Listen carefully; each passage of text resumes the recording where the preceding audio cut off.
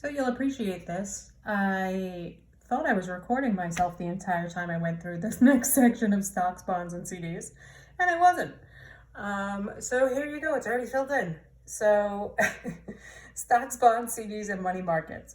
They're all very interesting. Stocks are more for long-term investments, like towards your retirement. They can be very risky, but they do work on supply and demand.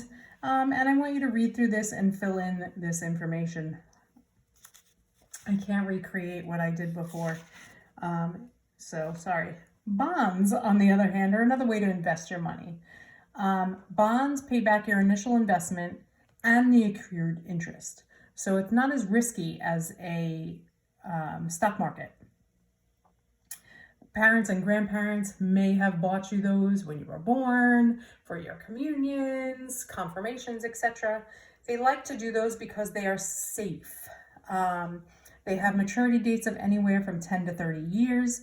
So if you purchased a bond for $50 and it currently earns a 20-year interest rate of 0.02, which is very small, after the 20 years, it is worth $100. So it does always double its value over the course of that time, which again gives you that safe security. That money will be there at the maturity date.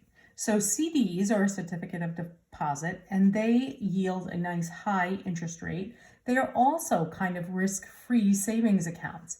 The drawback to these is you cannot touch the money. So once you invest it in either a 3, a 6, or a 1 to 5 year CD through your bank, that's it. It has to sit there until the maturity date. You cannot touch it.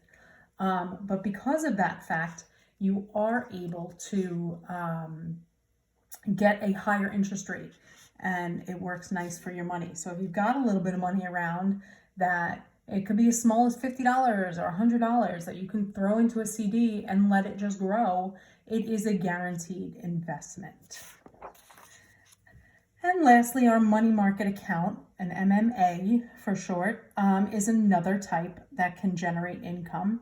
Money market have a short maturity, a few months to a year. They're relatively safe. But again, when you are investing in a company, you don't know what can happen. They can collapse and you can lose that invested money. So the guided practice is something that we would have discussed in class together. So that's a little difficult to do this way.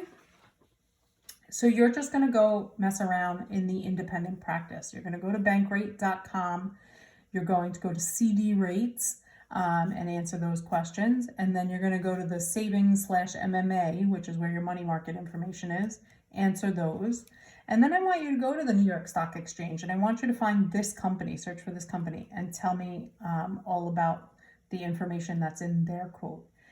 So have a good time and check it all out and see what interests.